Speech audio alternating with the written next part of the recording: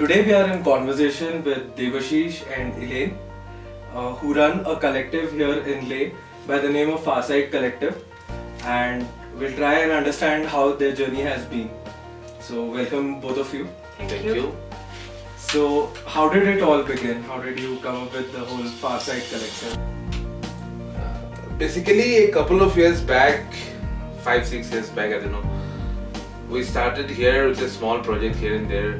Basically, I was volunteering with some organizations here, like NGOs, whatever. And I met a friend who... No, I was working for Intech also here. And I met a friend who offered us to build something. Then we started building that project for him. Then some more things came up, this and that. And that was 2014 or 15, I think. And that was the time when we started working here, and slowly the practice have shifted, I would say, from building kind of a thing to design to being working as artists, photography. So yeah, it has been like a constant growth of different practices since last 5-6 years. Okay. And say stand today, what does Farside Collective actually represent? So it's primarily like an artist-run studio where we welcome artists for residencies, shorter or longer, in which sometimes we define from before like what is the objective and what is the method or tools we are going to use, and sometimes it's more left to the artists to define. Then this year we have also inaugurated an independent bookstore where we have like some of the zines and photo books which we only conceptualize, make and produce, but also many more from artists all over India and from I think Berlin, Australia, France, many places. So there is this, like I would say, artist collective that has photography, zine making, illustration, sometimes installation, mixed media, yeah.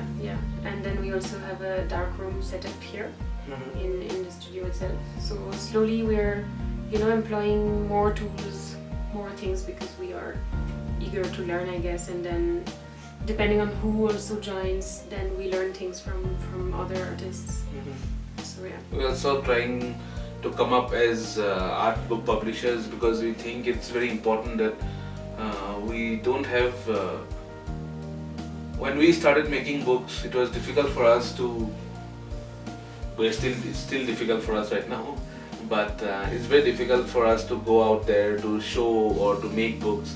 So we also want to be like a midway between artists and publishers, where we become the publishers and invest our time, money, energy, everything in books or zines which we like or which we believe in, and make that happen. So I'd say we are also like art book publishers also at the same time. So can you just briefly tell us about this whole concept of art book and zine making? I would say zine making is actually a very 50-year-old phenomenon which was initiated primarily in the United States as a response to strict publishing monopoly of publication houses, and it was difficult for artists to come up with works which gets attention or which gets seen, let's say.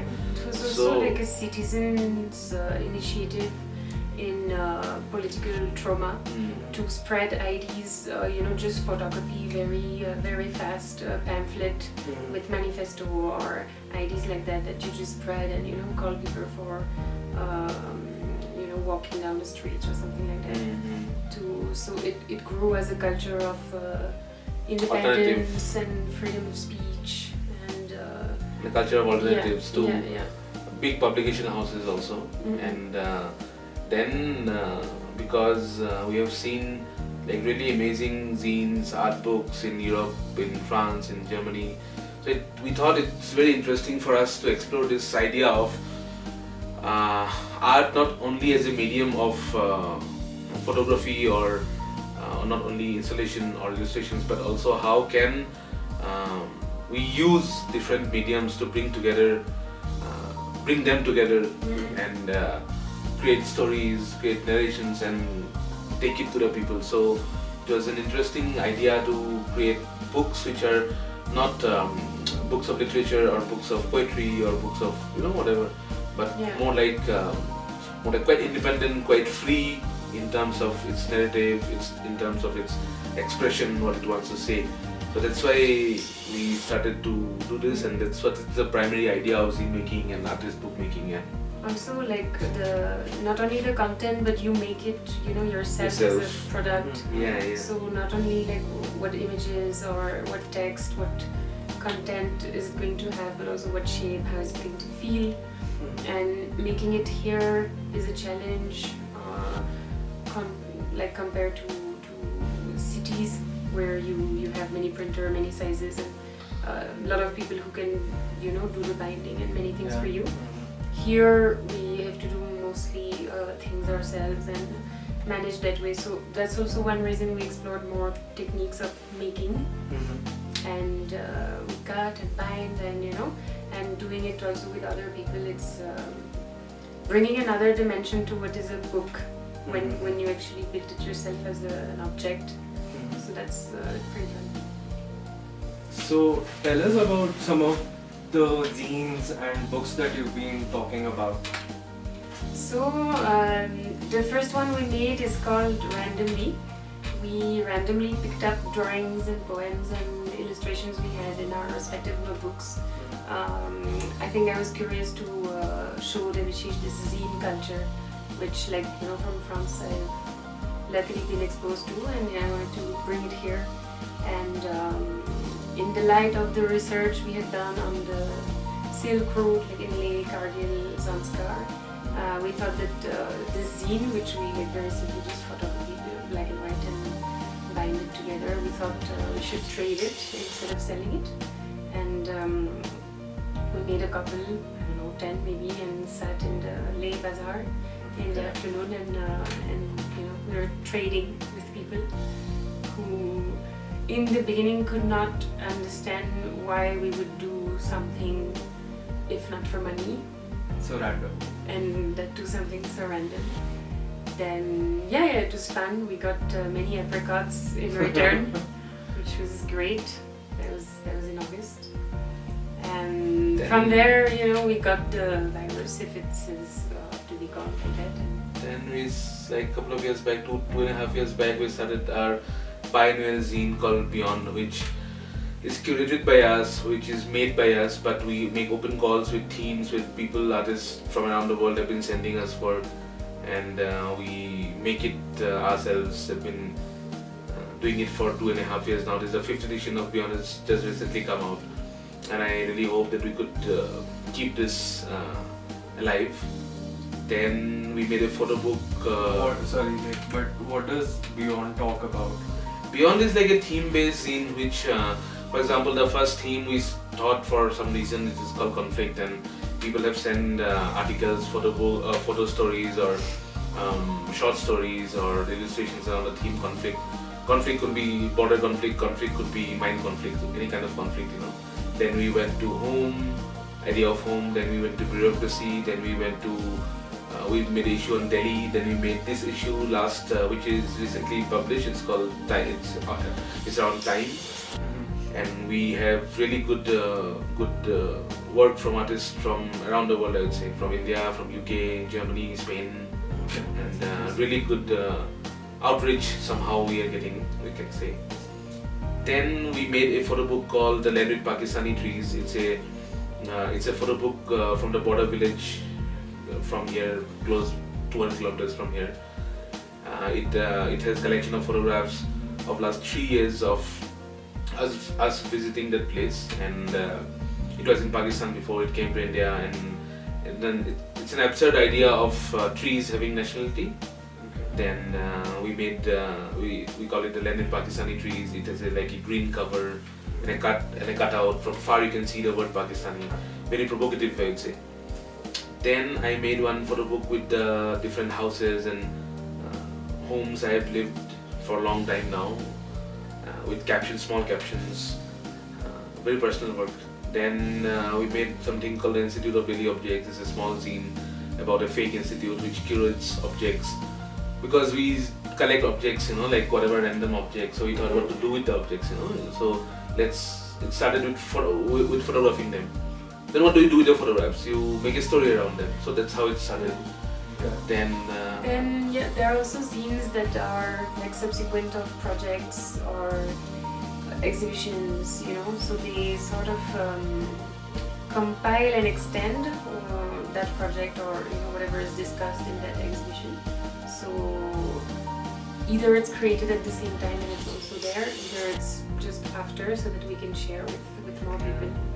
Every kind of project has like a published, like a printed thing, which is also like not which can go with it, but also this is an independent artwork which is independent and has its own identity, which can be read or understood separately also. It's like basically you're documenting whatever is happening around you, whether it's, as you say, that a narrative about the houses you've lived in. Or documenting, but also extending it in a way, it's not only documentation, it's about the relationship, the personal relationship we maybe had in that place. So it's an narrative. There are recurring themes which belong to the place and to our experience, because both of us live very far away from our homes and we're sort of traveling all the time.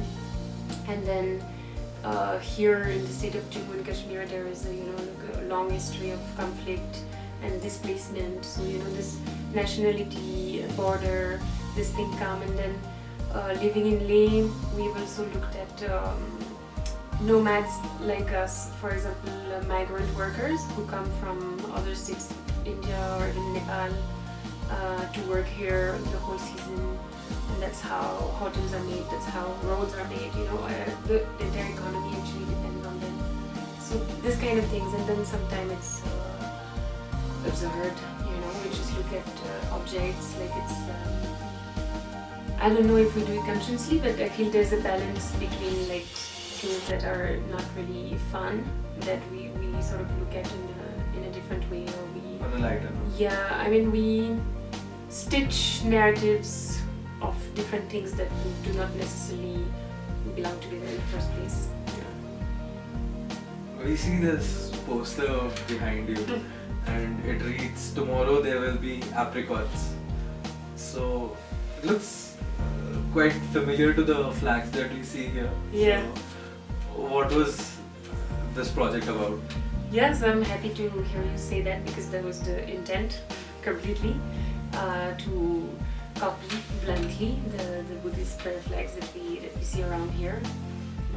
So this line, "Tomorrow there will be apricots," comes from a book which we have read somewhere, and this is the idea of hope which exists in this harsh land, which we are not really familiar with. We don't live here in the winters, but still the idea of summer is something which is about hope, about joy, about being able to, like this idea of a fruit coming. So this is not only about apricots actually, this is about the idea of life here. So we thought of replicating that idea and promoting it and propagating it somehow. So, and these flags which everyone sees very commonly in the landscape, we thought it could be a very apt way of putting it across. So we copied the exact flag, replaced the words, the Buddhist, the Tibetan, the Bodic scripted mantras with "Tomorrow there will be apricots," with a similar looking illustration, made screen printed it and put it across the town, made more than 100 flags like this and put it across the town. This is like from 2 years old now, from 2017 I think. Yeah. So how do the locals react to a project like this? I think not only here, around the world, no one cares about art. This is a fake world artists live in, that art is very important. But I think this is something we do this for ourselves, to be very honest. I think this is not for, there's also wrong to say there are people who are making real difference, real change. Yeah. But a lot of art, like us for example, we are having fun, I think. And, we don't have any intent to impact on anybody's life. Like, I'm not hoping for any reaction whatsoever. And also people are busy here. Yeah. So people are busy here in their own lives. It's not like something which is protested against. It's not something which is celebrated. It's a thing which is there, and some people saw it and moved on with their lives like any other artwork around the world. Actually, it's really satisfying to me that to achieve to make something common that you just pass by and it's accepted. Yeah. It's just common. It's just there, and I'm too busy to. So it is for somebody who observes the detail, they'll probably be able to enjoy the apricots. Yeah. That's what that idea. It's nice. It's like a small artist bookstore. We are housing only independent works, no major publication houses. No publication house actually. It's only artists like us who are making their own books and prints and zines who we are housing. So it started as a very small idea of having this space to have this voice, of independent publication in this country. And we're really happy that we could make it possible, I think. And I think we are now maybe, I don't know, it's I can proudly say that we are one of the only spaces in this country which is housing very small space, but still this idea of having it, the highest in the world. And also this idea of having it, it's like a dream come true for us to have this small space where we can have the space for artists like us to show their work and also sell artists to sell, not to sustain. So it's a very small thing, but it's really a pleasure for me to welcome a visitor inside in the small space that we have put together, a few shelves, and we have selected what goes where. And this is a surprise to me, like from artists or from many people. Actually, everyone is very supportive, very curious, and I think it's only the beginning. It's really joyful. It's very small, but it's really joyful. This I think I have learned during my last stay in residency in Korea. I have seen so much art in galleries which are like smaller than this room.